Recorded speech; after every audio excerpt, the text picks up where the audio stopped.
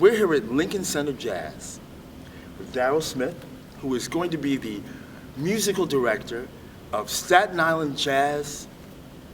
Is it Staten Island Jazz? Mm-hmm. Staten Island Jazz 33. Mm-hmm. That's going to be at the St. George Theater, Saturday, March 12th, 5 p.m. And what you're going to see is a 4-hour, really potpourri of excellent artists. Now, is there a theme this year? Because I think it's a theme about women musicians or something? Yeah. So this year, since the festival is being held in March, and March is Women's Appreciation Month, we thought in honor of our fallen leader, Sajda Moussaouir, that we would have a Women's Appreciation Jazz Festival. So in every lineup, we have a female artist that will be performing, and our top 2 female artists are our headliners at the end of the evening, and that's Bria Skomberg and Nakara Warren. Now, in addition to those, we have some people who have, I would call Staten Island regulars when it comes to the festival. This is the 33rd year of the festival. Mm-hmm. And this festival, as you said, was basically founded by Sajda Moussaouir Ladner, mm-hmm. who sadly passed away in August. And so this is the first festival that's going to happen really without her. But as far as I'm concerned, she'll be with us in spirit. Absolutely. I mean, that woman had so much spirit. I know she's probably with us right now during this interview. She's like, Darrell, you need to straighten up a little bit. Okay, I'm sorry. Well, I better just say that. But one of the things that I have to say that I always admired about Sajda is the fact that she not only was an entrepreneur and a producer, but she was also an educator and really a community spirit. Right. So I think that's the best way to describe her. Between the Temple of the Arts and the office on Jersey Street, where she taught classes, had a thrift shop, did art, music, computers. She really was part of that community. Yeah. And this festival is just an extension of her love for jazz and the love for educating young people. Most beautifully said. Absolutely. She was such an advocate for all of the arts for young people and just the black community on Staten Island in general. She gave me a lot of opportunities as an African-American man growing up. Like when I started with the Universal Temple of the Arts when I was 16, under the direction of another fallen great, Vinny Ruggieri, brought me in. He was playing piano with the Jazz Festival for a while, and then he got me introduced to Sajda, and then I started working with the organization and teaching some workshops to elderly people that wanted to continue jazz education and to young people, and it's been a great journey. And now this is my first year directing the music festival for them too. So congratulations. Thank you. But it's well deserved. I mean, we're here at Lincoln Center, a place where you have been imbuing and inspiring young people for 16 years. Mm-hmm. Mm-hmm. So and on that note, what I wanted to ask you, because this was also part of Sajda's mission, and it's going to sound a real silly question, so please don't think less of me by asking it, but we know that jazz came out of black experience, from slave songs and work songs into spirituals, into gospel, and into its own. And I always say it was born in New Orleans, but then reared by the world. This is a great sentiment. I love that. Thank you, it's my really friend. nice. Yeah. Thank you. But so I'm going to ask you, why do you think which is a real silly question, we all know the answer, but I'm going to ask it anyway.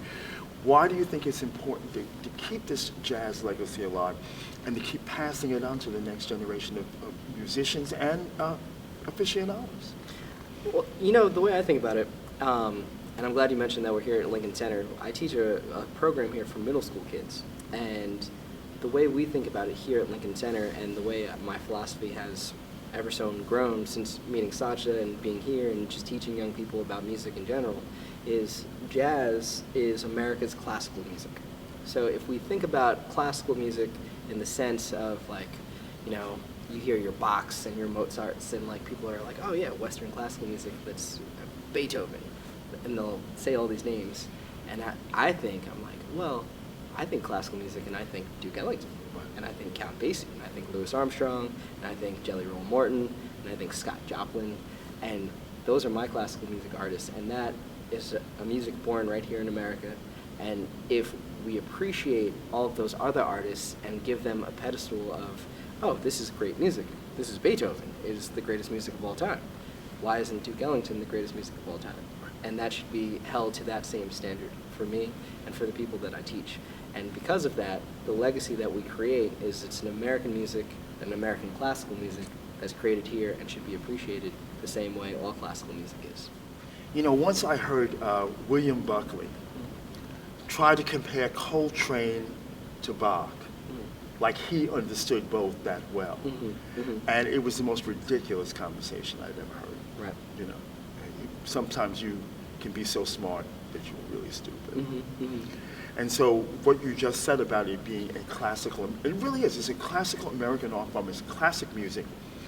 And in this festival, who else are we going to see in addition to the two artists that are our headliners? Right, so I have 7 artists lined up, or I have 7 groups lined up for that this evening. We'll start off with Winard Harper and his group. He always brings young talent, and he's going to start off the festival. And then we have the Jazz Festival's family, basically, Leopoldo Fleming with his Afro-Caribbean group. Then we're rounding out the concert with the UTA Ensemble, just to honor the UTA, the Universal Temple of the Arts. Lots of Staten Island greats in that ensemble. Then we'll continue on with the Danny Mixon Quartet featuring Antoinette Montague, a powerhouse woman in jazz. Then, actually, my own group will be featured this evening, featuring legendary saxophonist Houston Person. Continuing on with our 2 headliners, we'll have Bria Schoenberg and her ensemble. Bria's a trumpet player and vocalist, and we'll round out the evening with Nakara Warren and her new movement for Black Wall Street. Well, see, this is going to be a great evening.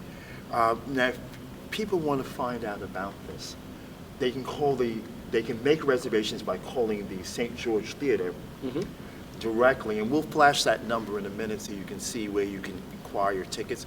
Are they also on Ticketmaster? Ticketmaster, yeah. So you can find your tickets. You can go directly to the St. George Theater website. You can go to Ticketmaster. You can type in Universal Temple of the Arts Jazz Festival 33, and it'll pop up March 12th, 5 p.m. till 9 p.m. Listen, I want to thank you for taking out this time and talking to me about something that it's all dear to all of our hearts, and we want to see this continue. Not only Saj's legacy continue, but the legacy of jazz continue with the next generation. And I'm so proud of you, my friend. Thank you. So proud of you. Anytime you can imbue young people and share your gift with them, then really, what I always say is when you see a child or a young person and they get that look on their face of accomplishment, that's truly the face of God. Appreciate it. Hey, Walter. Blessings. Thank you.